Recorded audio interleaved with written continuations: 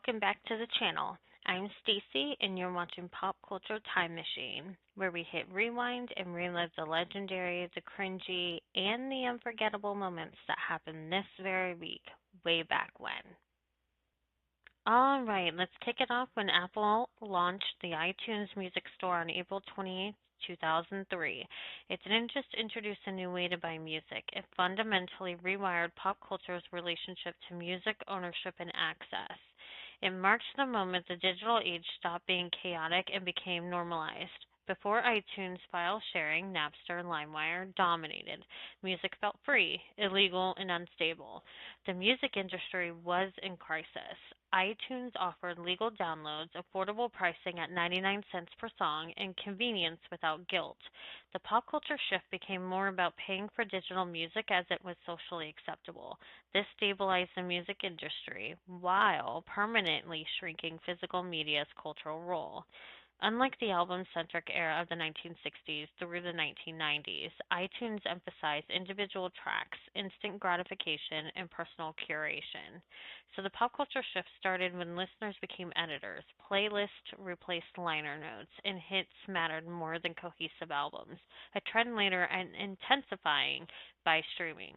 Paired with the iPod at the time, iTunes enabled thousands of songs in your pocket, soundtracking daily life, hyper personal music identity.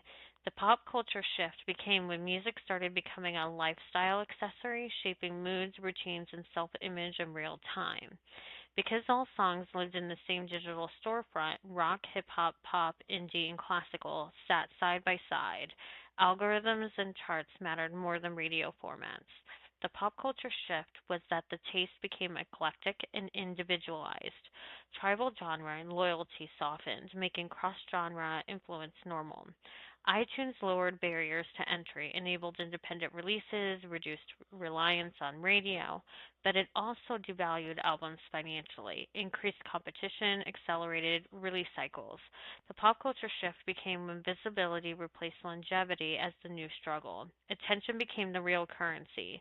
Now iTunes trained listeners to expect instant access, browse endlessly, value convenience over physical ownership.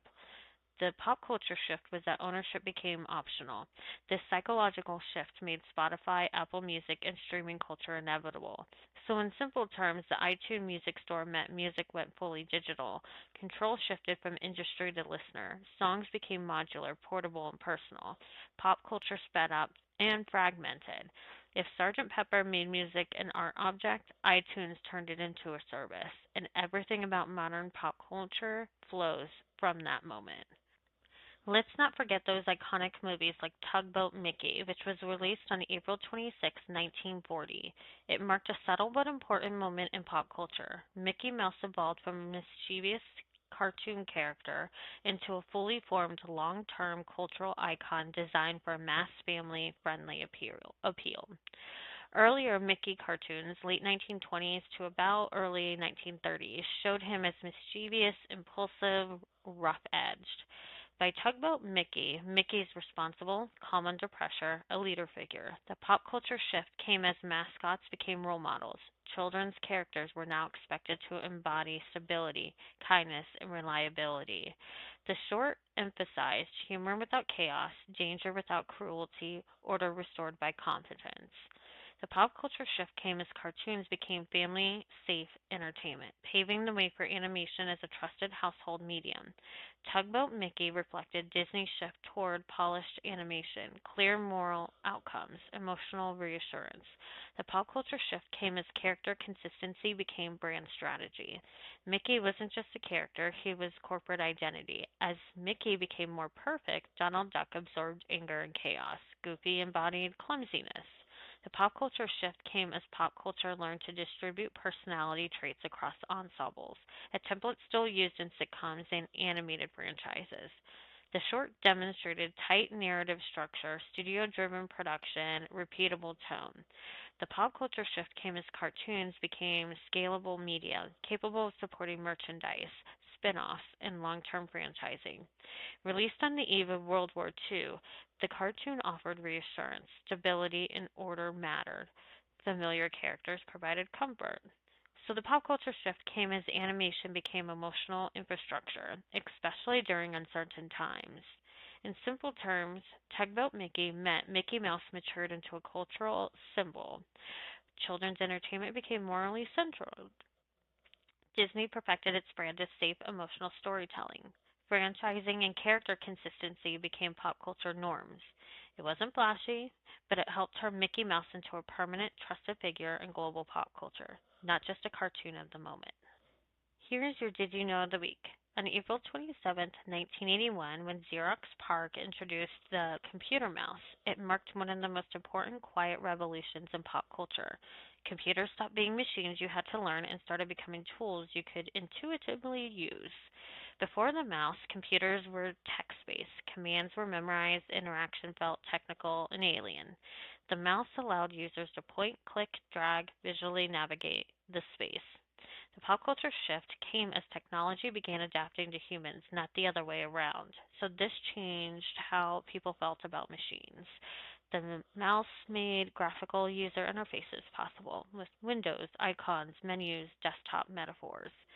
The pop culture shift came as people began thinking visually instead of verbally, so click, drag, and drop entered everyday language and cognition.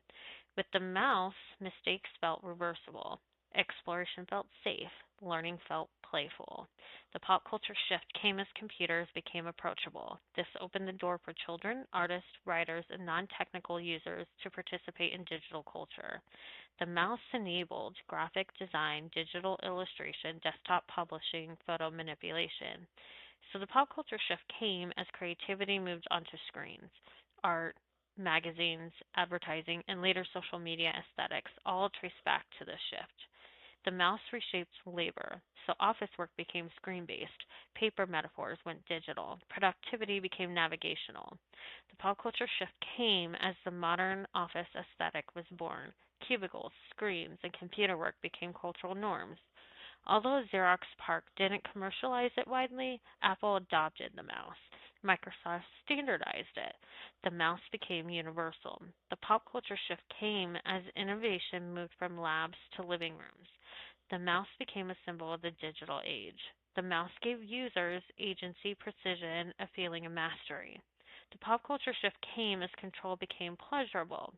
This influenced gaming, interface design, and later touchscreens and gesture based tech. In simple terms, the computer mouse meant computers became intuitive. Visual culture accelerated, creativity and work went digital, technology felt friendly, pop culture entered the screen based era. The mouse didn't just change computing, it changed how humans relate to information, creativity, and power. And that's your nostalgic rewind. This week in pop culture history gave us everything.